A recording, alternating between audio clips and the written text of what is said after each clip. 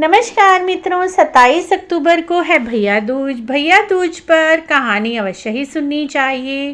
कहानी सुनने से पहले हाथ में थोड़े से अक्षत ले लीजिए या खील और पताशे लेकर कहानी सुने। बीच में हुंकारा भी जरूर बने।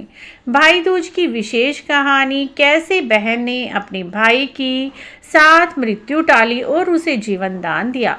एक समय की बात है, एक गांव में बुढ़िया अपने एक बेटे और बेटी के साथ रहती थी। बुढ़िया ने अपनी बेटी का विवाह कर दिया था। उसकी बेटी स्वभाव में थोड़ा गर्म थी और ताने देने वाली, गालियाँ देने वाली थी। काफ़ी समय बाद बुढ़िया का बेटा अपनी बहन से मिलने के लिए माँ से पूछता है।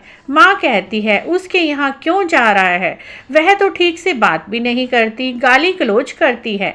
भाई अपनी बहन से बहुत प्यार करता था, इसीलिए माँ को समझा बुझा कर वह बहन के यहाँ मिलने निकल गया।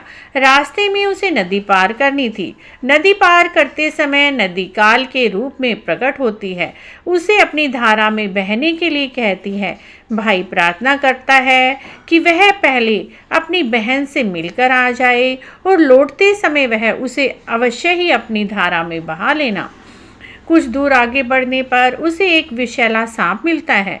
वह उसकी तरफ फन बढ़ाकर उसे डसने के लिए तैयार हो जाता है।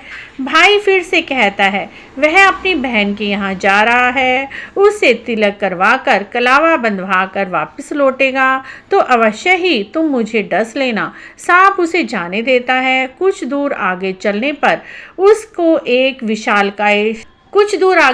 पर उसे एक भयानक शेर मिलता है। शेर कई दिनों से भूखा था, वह भोजन की तलाश में था।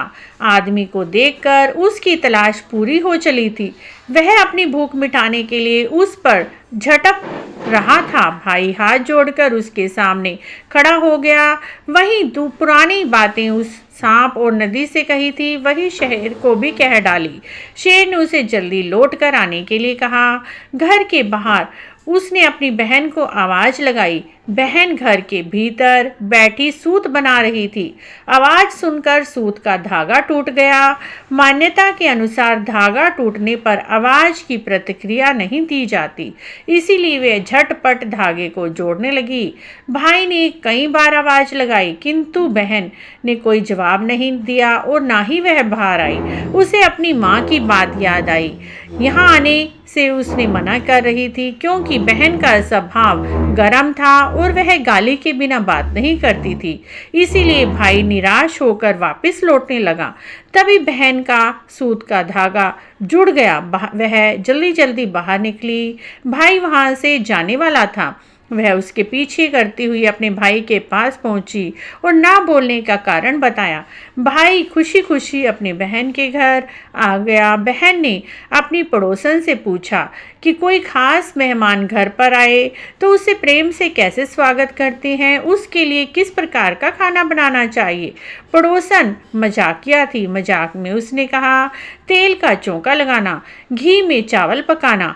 भाई के प्रेम में बहन यह समझ ना पाई कि पड़ोसन उसका मजाक उड़ा रही है। उसने ऐसा ही किया जैसा पड़ोसन ने कहा था। घी का चौंका लगाया, घी में चावल पकाए। भाई की भूख बढ़ती जा रही थी, क्योंकि भाई काफ़ी लंबा रास्ता तय करके आया था। भाई जोर से हंसने लगा और उसने पड़ोसन का मजाक बहन को बताया। बहन ने दोबारा चूल्हा झटपट जलाया, खाना बनाया, भाई को खाना खिलाती है, अपने भाई के स्वागत में तिलक करती है, हाथ में कलावा बांधती है, घी की बाती से अपने भाई की आरती उतारती है।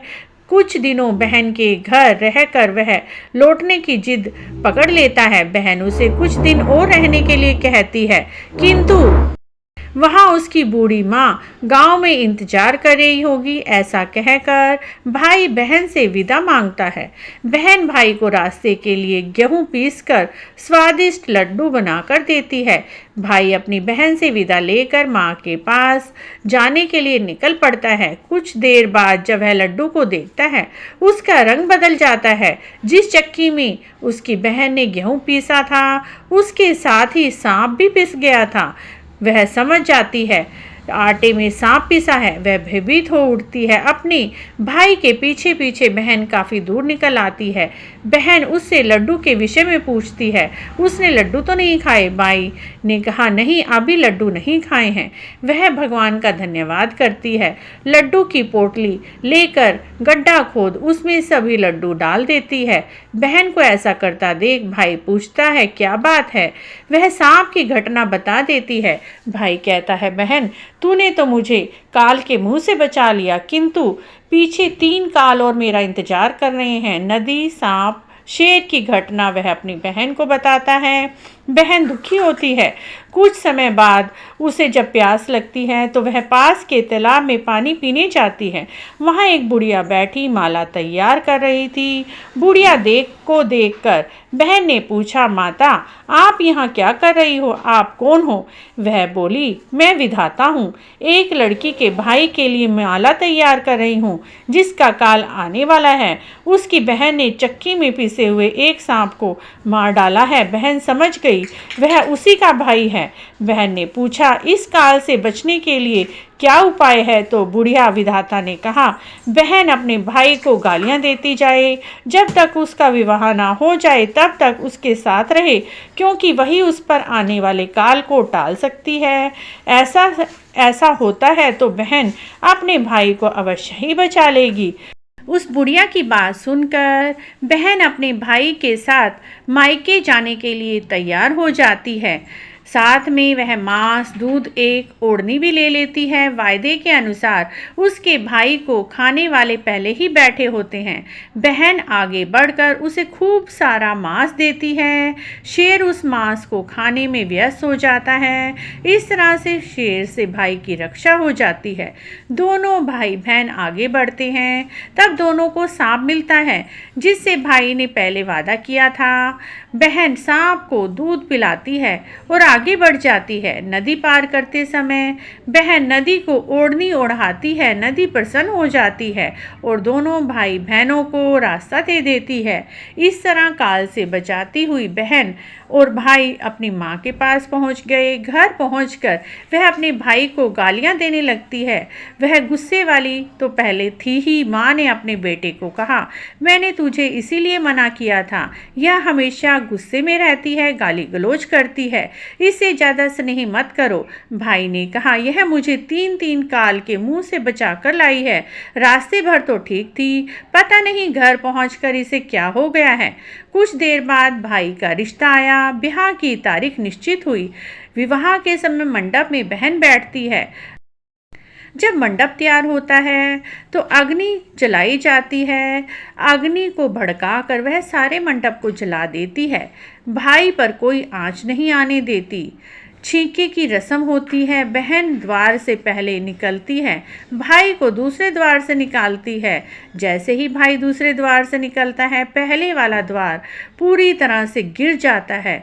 अब सब सोचते हैं बहन तो भाई की रक्षा कर रही है और उस बहन की बात सब लोग मानने लगते हैं। सुहाग रात के दिन वह अपने भाई के कमरे में सोती है। जब भाई और भाभी नींद में होते हैं, एक विषधर सांप कमरे में उन्हें डसने के लिए आता है। बहन उस सांप को पकड़कर टोकरी में बंद कर लेती है और सो जाती है। बुढ़िया माँ देखती है बेटी सो रही है, सभी बरातियों को विदा कर देती है। तब वह कहती है, इसको भी विदा करते हैं। बहन की नींद खुलती है। वहाँ किसी को नहीं पता होता। माँ से पूछने पर पता चलता है सभी बाराती विदा हो चुके हैं। बहन अपनी माँ से बारातियों को वापस बुलाने के लिए कहती है। सभी बाराती वापस आते हैं। बहन अपने स्वभाव और अपने सभी कार्यों के पीछे के उद्देश्य को सभी बारातियों को बताती है। उसने यह इसीलिए किया ताकि उसके भाई की जान बच सके। उसे गालियाँ देना उसीलिए था ताकि वह अपने भाई की रक्षा कर सके। सभी लोग प्रसन्न हो जाते हैं क्योंकि सभी जानते हैं वाकई बहन ने अपने भाई की रक्षा की थी, किंतु उसके स्वभाव से लोग अनभिज्ञ थे। सभी लोगों ने मिलकर पहले पूरे सम्मान के साथ बहन को विदा किया। पूरी बारात विदा हुई। इस घटना के बाद सभी बहनें अपने भाई को कार्तिक शुक्ल द्वितीया के दिन तिलक करें, कलावा बांधें, मंगल के सभी सामान अपने भाई को दें, जिससे दीर्घायु और निरोगी काया भाई को मिलती है। बोलिए भाई दूज की जय। इस तरह मित्रों भाई दूज पर इस कहानी को कहते सुनते हुंकारा भरते सभी के भाइयों की रक्षा हो, सभी के भाइयों की दीर्घायु हो। मित्रों अगर आपको भी भाई दूज की यह कहानी अच्छी लगी है तो प्लीज़ हमारे चैनल को जरूर सब्सक्राइब करें, लाइक करें, वीडियो को शेयर भी करें। Thank you for watching.